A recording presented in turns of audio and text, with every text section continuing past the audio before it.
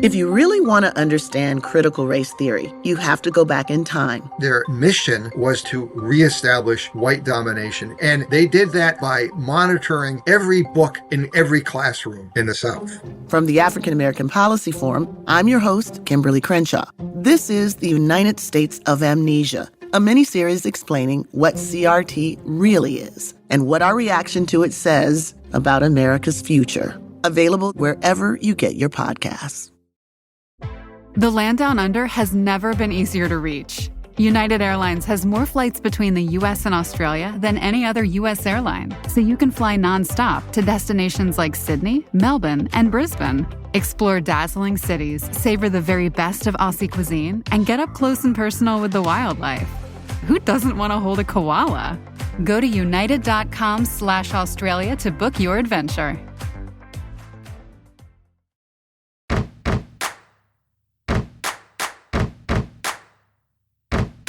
Welcome to Immigrantly. I am Sadia Khan. I'm so excited to bring you a re-release of one of my favorite episodes featuring the incredible Pervaiz Shallwani, the founder of Chaat Dog. Pervaiz's journey from being a journalist to creating Chaat Dog, a delicious fusion of South Asian chaat and the classic American hot dog, truly captivated me when I interviewed him last year. Since we last chatted, Pervaiz has been making waves in New York City's food scene with Chaat Dog popping up all over and drawing in food enthusiasts from everywhere. If you missed our conversation the first time around, now's the perfect chance to catch up and hear from the visionary behind this unique culinary sensation. Trust me, you won't want to miss it. And don't forget to come back next week for a brand new Immigrantly episode. Till then, take care and enjoy.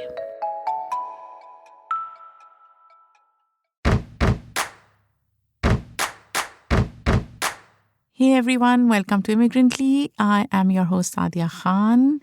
So a few weeks ago, I was in London spending time with my family. To be honest, I didn't feel like doing the whole Thanksgiving thing this year. It's been tough, with all the suffering around the world. And so I decided to spend this Thanksgiving in London. But you know what? London treated me really well. For the first time in a long time, I felt I could breathe easier. I didn't feel mentally exhausted. I felt good. And I didn't have to prove my identity or existence to others. And to top it off, London did something else, something unique.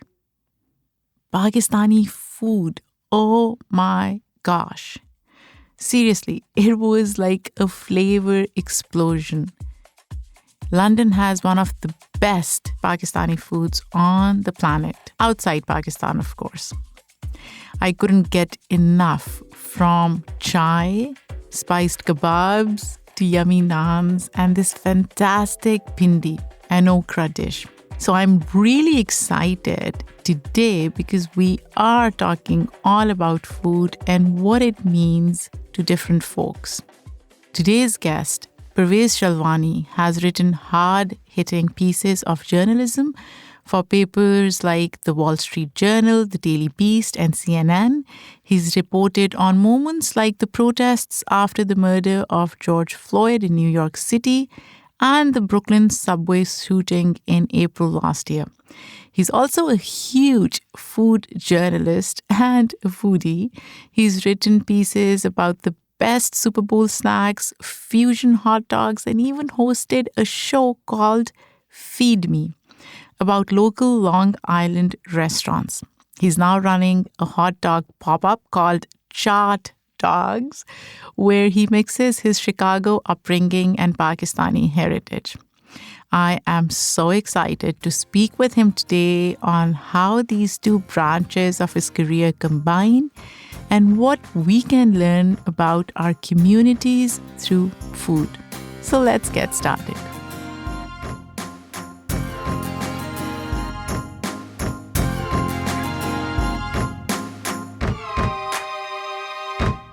Hello, Pervaiz. How are Welcome you? to Immigrantly.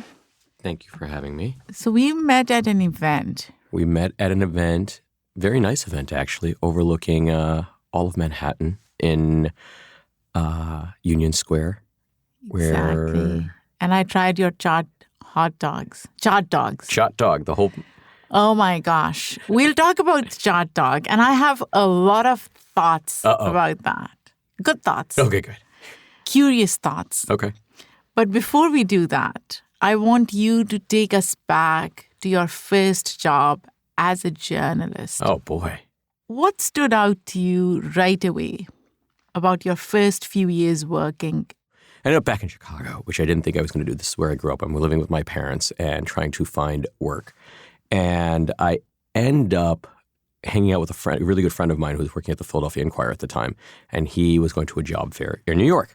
Among the people I met there was the Morning Call in Allentown, Pennsylvania.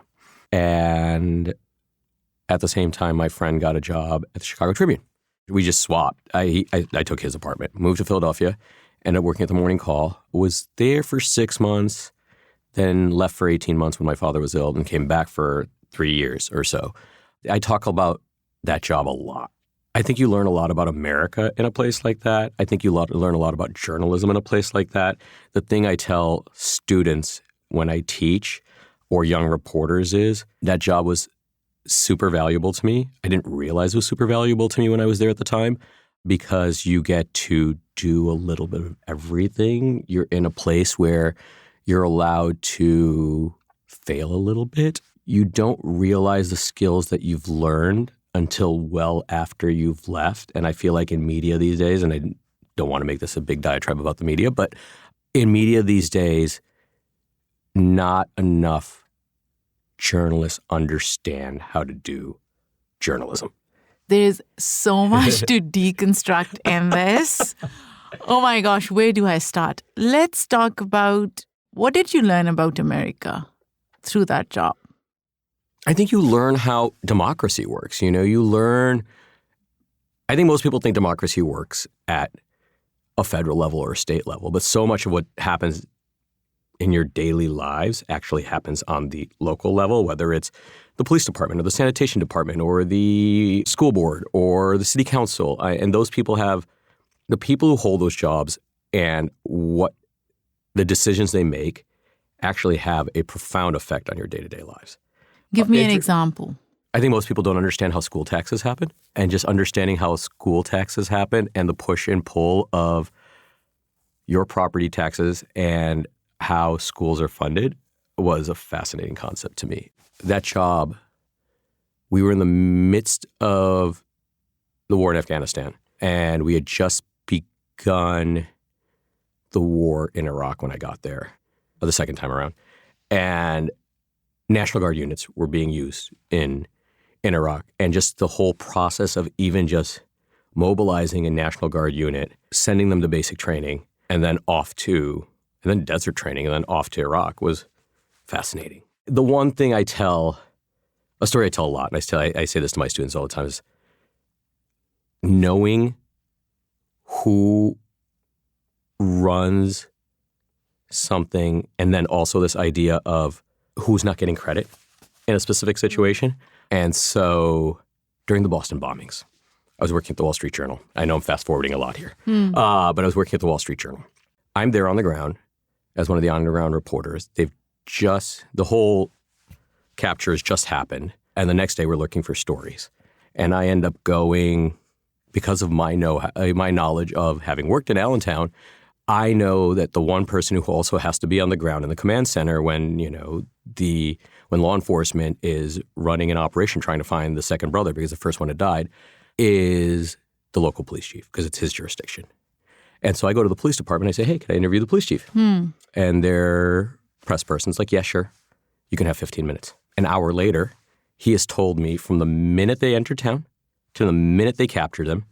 And I remember my boss at the time being like, wait, how'd you get this? And I'm like, because you know that this is the guy who wants to talk and is not giving coverage or same due as, the other people who are running the operation, which was the Boston police chief and the FBI. and the Justice Department. Pervaiz, let's go back to your first job. You said something else. You said it allowed you to fail. Mm-hmm. What does that mean? I think the bigger the job and the bigger the news organization, the bigger the magnifying glass. And the bigger magnifying glass, the bigger the scrutiny. And then you have editors who understand, where you are at that point in your career and are there to sort of help train you in that way too. Why is failure important? I think if you don't fail, you won't grow, I think is the best. Are you scared of failure? I see a lot of people. I think everybody's scared of failure in some way. I see some are less scared than others. But I do see this in America. There is so much pressure to be almost perfect in everything that you do. People are almost scared to fail. I think that's human nature. It's just, people are scared to fail. We're as immigrants, this idea that like the lens is always on you. Not on all immigrants. No, but, maybe South Asian immigrants. And the non-white immigrants. Yeah, it's true. And the lens is always on you, and you have to do it 10 times better than everybody else just to be on the same level. And I can see that, but I think you learn to accept failure more as you age. I've said this a lot as I've hit like my mid-40s now, and I'm like, I care less because I know more. And I'm not saying care less in like, I don't care. I care less in that like a lot of the stuff that you think matters doesn't matter. Doesn't matter anymore. What's been the most rewarding moment as a journalist? Rewarding in what sense? Because there's so many things that are, so many different kinds of rewards in journalism. There's actual honors you get. Not actual honors, how you felt or the impact. Let's talk about the impact. Look, I was always good as a breaking news journalist. I love breaking news. I love being first, and I know that's a funny thing to say. But in the process of doing that, it was extremely rewarding to learn how the system works. And then at the same time, aggravating in that, like, how the system works and you try to explain it to people and show them that there's perspective and nuance and everything isn't one side or the other side, but there's a lot of gray matter in things. And so I find that rewarding, if that sounds weird, that you're just able to think about things in a way that that feels rewarding, I guess. Yeah, I get that. But for me, as an outsider, when I look at mainstream media in the US, I don't see that gray matter, especially for certain communities. I see a lot of black and white, and I see a lot of one-dimensional or even reductive narratives. Where did you see the gray matter? I'm curious to know, how did you see gray matter? Are you saying as a journalist or in actually what we share as a news organization? As a news organization. I think more and more that's an uphill battle. I see gray matter in stories all the time. It's just how much of it is there, where it's placed, and how much emphasis there's put on it. You're saying there's a disconnect between what journalists see and what they report and what's reported through news organizations? I think it's just an issue of time and space and, this need to be so fast. And I just think there's so many journalists now out there. Talk some more. I think, there's too many news organizations that are into racy, over-the-top headlines. I think there's too much. And you think it's happening more now versus, say, 20, 30 years ago? Oh, definitely. And there's no doubt about that. The internet has changed, that, I think.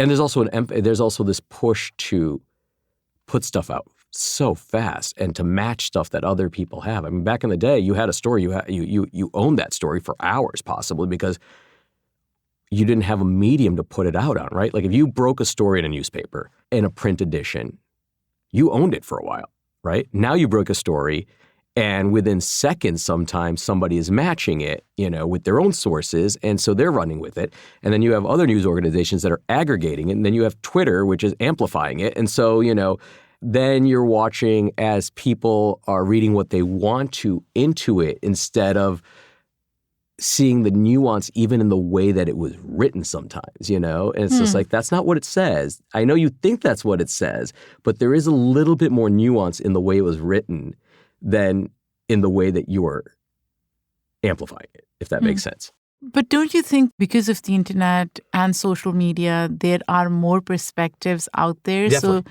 that by default creates more nuance sometimes? I think the great thing about the internet, and I say this to my students all the time, is that I think there's the ability to hold people accountable. I think there is more perspectives, perspectives that otherwise wouldn't get out before now actually have an avenue to share. And now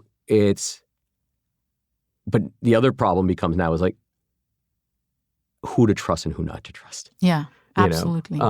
And how many of those perspectives are grounded in some level of fact versus, fiction. Let's switch gears. I want to talk about Chaat Dogs now. So during COVID, you decided to leave CNN and focus on Chaat Dog, a fusion hot dog mixing your Chicago and Pakistani background. You also started a project called Stinky Lunch Kids Strike Back. Correct. And I was listening to one of your podcast episodes with FAQ NYC. Harry Siegel. And you talk about how you shied away from South Asian food growing up. Talk to me about the transformation from then as a child to now starting something like Chaat Dog. So just for a little background, I have a background as a journalist.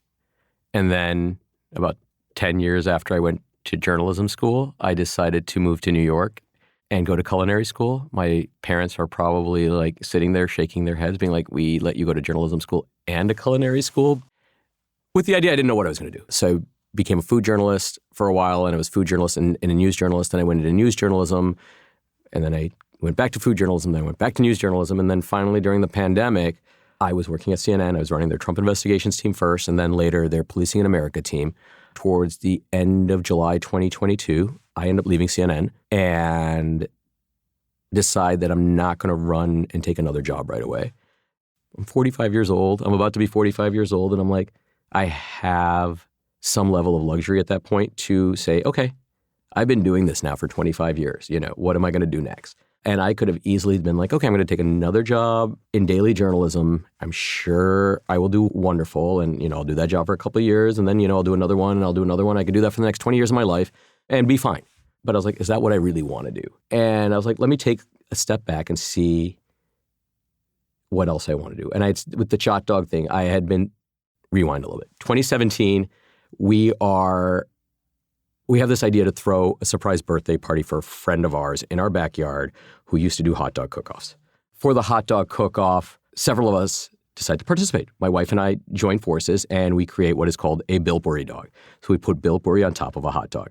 Chaat is a South Asian street snack that comes in various different forms. They generally tend to be spicy, sweet, salty, savory.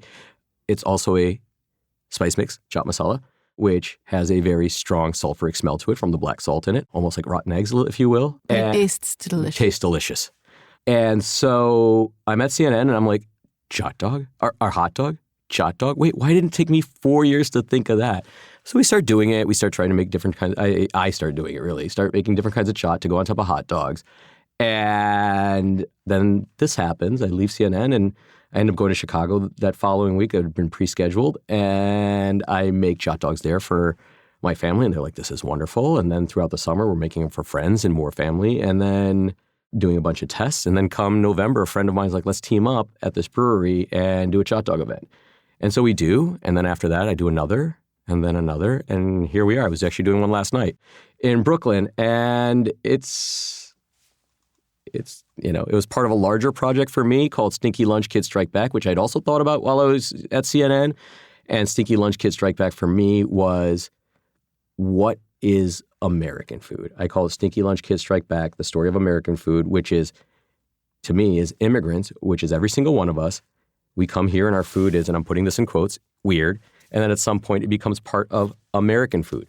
And What is American food? That is what American food is. And somebody asked me this question a couple of weeks ago. When you say immigrants, what do you mean? And when you talk about stinky lunch kids, and when I say immigrants, when I talk about stinky lunch kids, I'm saying every single person that has ever crossed into these borders who wasn't originally here, going back to whatever, is helped create what American food is today. And the natives who are here are the ones who cultivated the ingredients that were already existing that are being used by immigrants in creating what is American food today. And obviously there's techniques and foods that have been brought over that have also, shaped American food.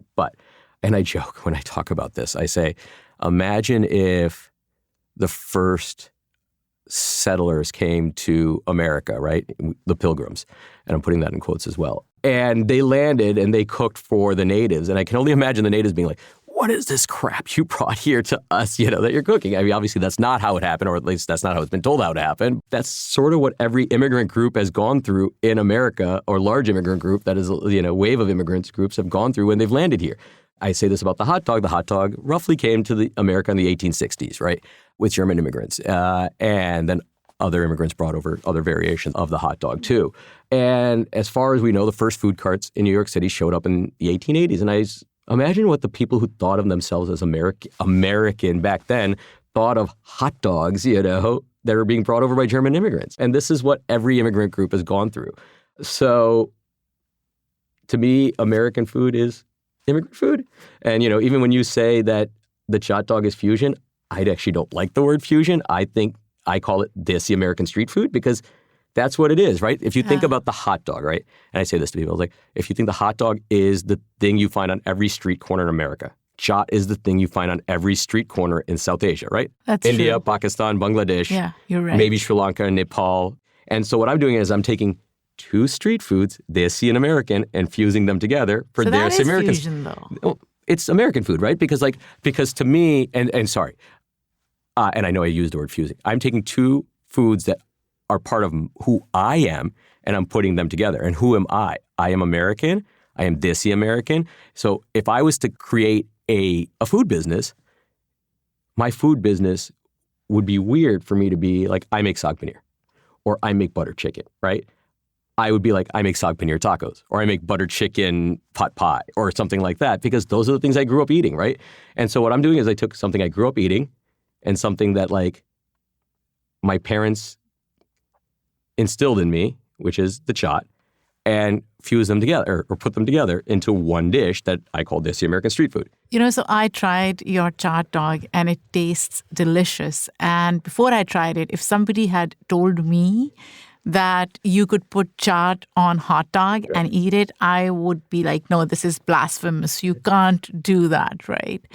And that's the interesting part, because a lot of times as immigrants, and I can speak for myself, I feel like the authenticity of any recipe needs to be preserved in its original form. And I do think about it a lot, but then what is original? That's what I was just going to say when you said that. That is what I think. And then I'm like, why am I so hung up on this idea of originality, again, quote unquote originality, Right. which may be so different for different people, like Sure. dal or chicken in South Asian cuisine looks so different in different parts of Pakistan or India or Sure. Bangladesh.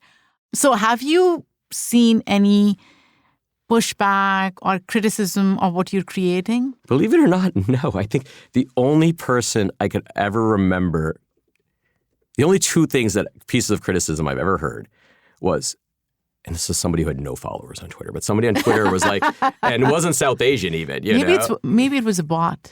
Yeah, who knows? Maybe it was a bot. Was like, this is blasphemy. Like you are, ruining Indian food, or you are ruining South Asian food. And then the only other person was somebody came to one of my pop-ups and had ordered, one of the other things I make is this thing called a walking chaat, which is a play on a walking taco, which you find in certain, they either call it a walking taco or a Frito pie, where you take a bag of Fritos and you put all the taco toppings on top of it.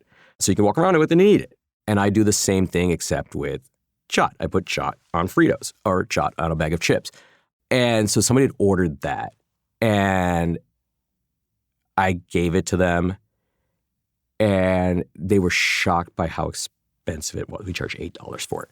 And they're like, this person was not Indian, but it was like, I speak fluent Hindi.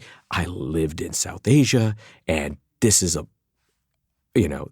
insult that you could charge this much for. And I'm like, and I almost said to this person, and then I was like, I'm not getting into it. I was like, why is this their idea that immigrant food or Indian food or, has to be cheap, Yes. Like, Yes. I mean, and this is not even just... Why should French food be expensive? Right. And look, it's our own parents do this too, right? They'll be like, I'm not going to spend that much money for Indian food. And I'm like, but you'll spend that much money to go eat a steak or French food or Italian food. food. They can create it at home. So maybe in their minds, they don't need to spend money because they can really create it. And look, I feel the same way, right? There are times when I'll go to a steakhouse and be like, I'm not going to order steak because I can make a steak as good as any steakhouse in my house, and oftentimes better in my house, especially when you're spending $80 or $100 on a steak, Exactly.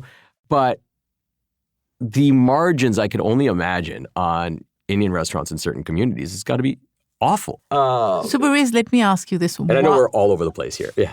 We're fine. Okay. Tell me, why do you think people assume that immigrant food should be cheap? I think because it's always been cheap.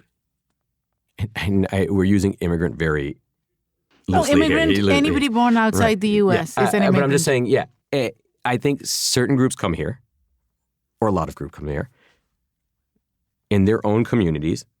They cook food. Everybody's trying to make themselves, build themselves up from, their bootstraps. They come here with whatever they have, and then they work their way up. It's the great American, promise, at least. The myth? Myth, sometimes, yes. And so in those communities, you don't have that much money, right? And the food's but cheap. that's a and then myth people come too, in from right? outside. Sure, people come in from outside and are eating, and so this is what they're presented with. I think it's multifaceted. I think it's multi-loaded. I think there's a lot of expectations. I think there's a lot of perceptions. I think there's a number of reasons why people expect quote unquote immigrant food to be cheap. But I think not all immigrant food is cheap, right? Again, we are talking about specific immigrant food. If we think of Western European immigrants, do you think their food is cheap or was cheap or has evolved? I think it's evolved. I mean, imagine the hot dog. Imagine the hamburger. Imagine fish and chips. Yeah, you're right. Except for French. I don't know what people's obsession with French food is. French food has always been seen as like it's the high-end food. I don't know. Why? That's my question. I mean, look, we live in a world where so many of the restaurants, even in India, the training is French. It's when you go to a fancy restaurant, or a fancy hotel, they're trained in French cooking brigade, which is how I'm trained. I went to French Culinary Institute, and any culinary school you go to, any high-end culinary school you go to in America at least, and probably in many parts of the world, this is the way you're trained to set up and run a kitchen. That doesn't mean it's the only way. But is it the quality of food? Is it the structure, organization? I think it's structure. I think it's quality. I don't know that I'm the best person to speak to that. I think, we've given French food around the world this high, you have things like Escoffier and, the books that have been written and like the amount of work that goes into creating some of these dishes as well. So, but I could argue the amount of time and effort that goes into creating desi dishes. Absolutely. Nyari takes how long? My gosh. I cook food almost every other day, although my husband would disagree. But it takes me an hour just to cook one dish or even longer. And you're talking about, I don't know, and maybe this is my own blinders or biases, but I think you're talking about things like... something simple. I think that's more rustic. I think some of the French stuff is more refined, is some of the things that we're talking about, especially in some of these restaurants. I mean, when you're talking about something like and you don't even see this anymore, or you don't see it as often anymore, like a pâté en croûte. And, how much time and how hard it is, the skill level that's involved in order to making a pâté en croûte.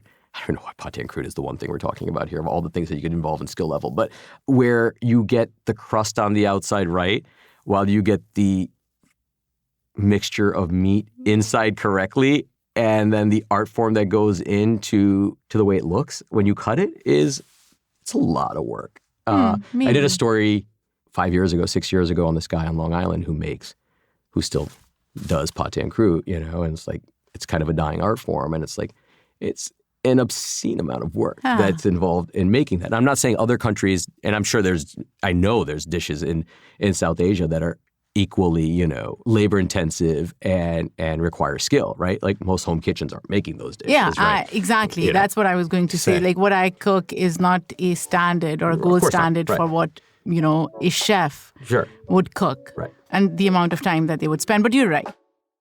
Pervaiz, I want to go back to Stinky Lunch Kids Strike Back. Why Stinky Lunch Kids? This is where I probably should have gone with this earlier. It's like, so the two are supposed to operate in tandem. Stinky Lunch Kids Strike Back, story of American food, immigrants who, every single one of us, we come here, food is weird, and at some point becomes an American food. And I feel like we don't tell stories of American food through that lens. And I feel like if we told stories of American food through that lens, we would realize that that so many of us, or a large majority of us, and some could even argue all of us at some point in our history in America have had to find a way to adapt. And when I talk about stories of Stinky Lunch Kids and recipes in Stinky Lunch Kids, I say it's either through necessity or out of ingenuity. You take what you know from where you came, and then you have to adapt it to what you have here. I know that's changing because you can essentially get anything you want here now. But even when my parents arrived in the 70s and 80s, you couldn't get everything here, you know? Like, I remember one of my mom's dishes, she makes this thing called machi bhat, which is a family dish, machi being fish and bhat being, pilau or rice. And they would use pomfret. And pomfret has to come all the way from India or from South Asia on a plane, frozen. And you have to go to the South Asian grocery store to get it. And I was like, well, why aren't we using something more local? And so at some point they started using tilapia, and then they started using catfish, and they started adding, jinga or shrimp to it. And the dish evolved, right? Or watching my mom make pizza naan, because that was a way we had naan in the house, and the kids like pizza. And so it's like, okay, we can do this, Or this is very popular, I feel like, in the 80s, where you would take Chex Mix and you make chevro out of it. I came to the U.S. in the early 2000s, so I have no clue. Or taking like shake and bake and adding Indian spices to it, or, it's like all these. And look, they also came here and they loved this idea of, wait, I can make food instantly. I have all the grocery stores sell this stuff, which was new to them. And so it's taking that also and applying it. Why stinky? Are you trying to reclaim the term stinky? I mean, arguably, yes, So the Stinky Lunch Kids, the strike back is the key part, right? In the end, immigrants win. In the end, their food becomes part of American food. But when they get here, oftentimes they're made fun of, they're shunned, they're laughed at. And, and I was that kid, right? I mean, I didn't necessarily I think one of the things that I spend a lot of time doing when I talk about Stinky Lunch Kids is to get people to not focus on the idea of literally the stinky lunch kid, the lunch box, but this idea that we come here and our food is something that people sort of shun, make fun of, whatever. And then the strike back is, hey, look, it's now being incorporated either into American cuisine by other chefs, or people like me are taking it and turning it into something new, and people want to eat it. Right? I've said this on Instagram once. I went on TV and did the only TV interview I've done about Chaat Dogs was in Philadelphia in the morning show. And I talked about chaat masala, and I opened up a box of chaat masala, and they smelled it on camera on the morning show in Philadelphia. And I'm like, and I had to post on Instagram and be like, how far we've come that I can actually open up a box of chaat masala and people smell it and say it smells delicious, right? I mean, I remember growing up, and this is a story, I tell about Chaat Dogs. My dad comes over in 1971. He discovers the hot dog at Sears, which is, essentially the equivalent. Does he like it, or does he just he loves hate it? He loves it. But essentially the equivalent of what IKEA is today, right? You go to IKEA and there's the cafeteria. Sears had a cafeteria. So he falls in love with it. My mom comes over in 1975. He takes her for a hot dog. She thinks it's the most disgusting thing she's ever had, which makes sense, right? Because in South Asia, there is no equivalent of a hot dog. And honestly, I can understand that. It's like meat that's been pulverized, put into a casing, poached, and then either steamed, boiled. I'm not a big fan of hot dogs or either. fried or grilled, right? But when we moved to Chicago, which is hot dog country, they feed us hot dogs. We eat all beef hot dogs of all different kinds, regular hot dog, chili dogs, wrapped in cheese, put in naan, put in chapati, you name it, we probably ate it. But the thing we didn't eat was chaat masala. Or at least knowingly ate chaat masala, because growing up in the western suburbs of Chicago, you are made fun of in every possible way when you're one of only 5 brown kids at your school, if that. You're a towelhead, you're a camel jockey, I don't know why Gandhi is a bad word for people. It's like, oh, you're Gandhi. It's like, why? Like, you look back and like, why was that? And then you're like, your house smells like curry, right? And you're like, I still vividly remember some kid leaning into the door of my house, like, does your house smell like curry? And I'm like, pushing him out. And I remember even my family, when we would cook, when my mom would cook, and, she was making what I call the trifecta, and every culture has their version of a trifecta. I think South Asia's is Indian garlic ginger, Yeah. Oh my gosh. Absolutely. And so when you put those 3 together and you start frying that, you know what the house smells like. And it's just like, okay, open the windows, hide your clothes, close the doors, And the dish tastes delicious. Tastes delicious. Amazing, right? And you didn't want to be that stinky person, right? And so chaat masala, I remember my mom would give my dad chaat masala on cucumbers almost every night. Chaat masala and salt. And it's honestly delicious. It is. It's something about the cucumber and chaat masala, like they marry very well together. But the way it smells, as we talked about earlier, is it smells like rotten eggs, and that's because of the black salt. So there's no way. So knowingly, I probably didn't eat chaat masala until like my teens and like learn to appreciate it. And so that for me is also part of the Chaat Dog experience and the Stinky Lunch Kid Strike Back and the stories that I'm trying to tell here as I cook the Chaat Dog and share Stinky Lunch Kid Strike Back. And what Stinky Lunch Kid Strike Back for me is it's going to start as a Substack. It's going to hopefully balloon into whatever it becomes. But hopefully it is people sharing recipes and stories of how they took what they knew and out of either necessity or out of ingenuity, they created something else. And even to go back to saying, when you're saying authentic, I think we're always doing that because I think authentic really only goes back a couple of generations. Be like, oh, this is authentic. And authenticity is relative, right? It's different for different people. Sure. Right. One, what is authentic to you or me only goes back a couple of generations. Like if we were to go back to our great-grandparents and be like, take your mom. And she's like, okay, my mom's dishes are authentic, right? And if you took them to your grandmother would be like, okay, yeah, that's pretty much how we make it. You go back to your great-grandmother and be like, kind of how we made it. Right. You go back to your great-great-grandmother, they're like, what is this? This is not real. And then this whole idea of what authentic to who, right? I tell my mom dishes, or whatever, and it's like this halim, I remember one was, halim has this, and she's like, that's not halim. And I'm like, no, that's not halim to you, yes. But it's halim to this person, right? And so even chaat, I could only imagine, like if you present chaat to people, the chaat you would get in India versus in Pakistan versus in Northern India versus South India, it's different. Even chaat masala, I've played with so many different chaat masalas, probably 8 to 10 of them. They're all very different. And the chaat masala I use, I give it to my mom and she's like, this isn't chaat masala.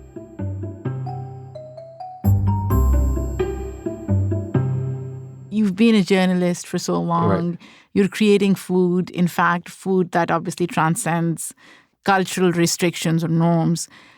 How do you think food brings communities together? When they say break bread together, I feel like food is an amazing way to bring people together. Having gone to culinary school, having run covered restaurants, being interested in eating at wonderful restaurants, I found it always easy to take sources to restaurants that I just wanted to go to. It was always a great icebreaker when you were talking about heavy subjects to be like, when you go out with a source a lot of times, especially a law enforcement source, it's like most people are interested in eating, I feel like.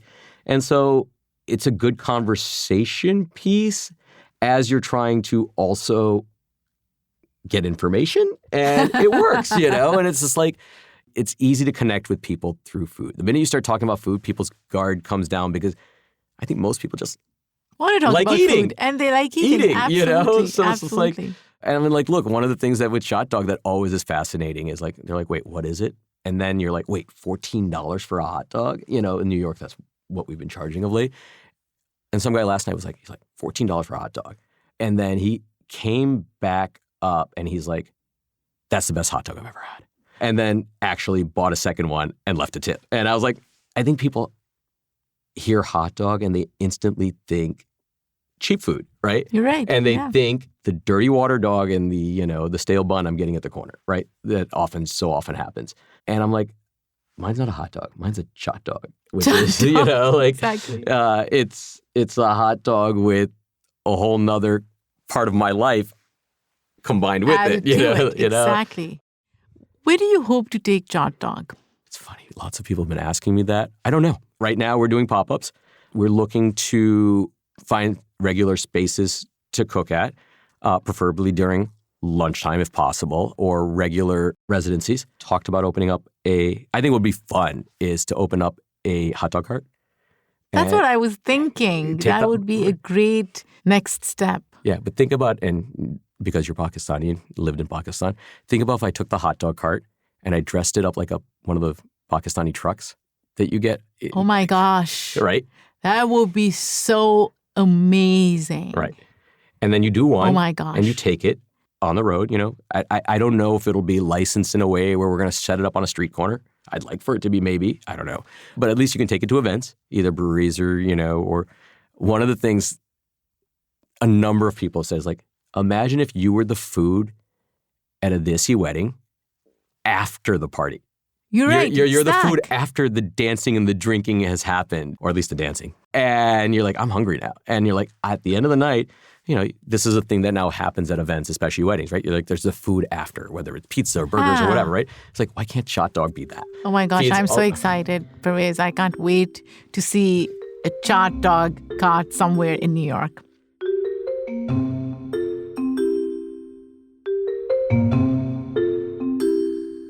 So I usually ask my listeners to define the United States in a word or a phrase, but I will tweak it a bit. Okay. If you were to describe the U.S.'s relationship to food instead, how would you do that? I can't think of any other country in the world where what the food that defines it is defined by the people that come into it. Like there was nothing that really existed beforehand, right? I mean, yes, obviously there is native food that existed, and I'm glad to see. I'm ecstatic to see. I'm excited to eat those dishes as they're finding their way into the mainstream. It was great to have a chef of native background win a James Beard Award. It was last year or the year before, and see that person's restaurant flourish.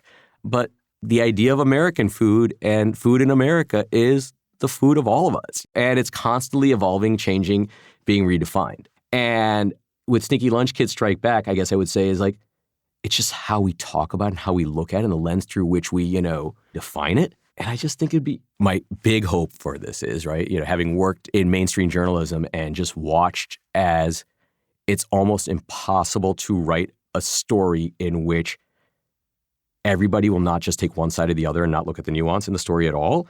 I'm just hoping, and so there's no conversation. I'm hoping that through Stinky Lunch Kids Strike Back, maybe we can use this idea of American food as a conversation to talk about where we all came from and how all of us came from somewhere that isn't here. Thank you so much, Pervaiz. Where can people find more information about Chaat Dog, Stinky Lunch Kids Strike Back? Chaat Dog is, as of now, chaatdog.com or Instagram at Chaat Dog, CHAATDOG. And Stinky Lunch Kids Strike Back is a Substack. As of now, you can also find information on that. There is an Instagram handle as well for Stinky Lunch Kids Strike Back. I think it's called Stinky Lunch Kids Strike Back, actually. And so, yeah, that's the best way to find it. Thank you so much. This was wonderful. Thank you for having me.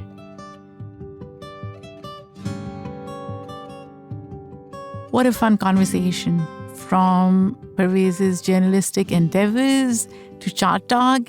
And how can we not talk about Stinky Lunch Kids Strike Back? I'm so glad I sat down with Pervaiz to have this holistic, fun, informative conversation. Come back next week when we have another incredible guest. This episode was produced by me, Sadia Khan, written by Boba Kafshari. Our editorial review was done by Shay Yu.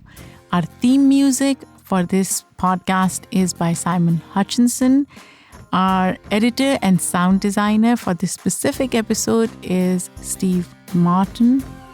Until next time, take care and be kind to yourself and to others.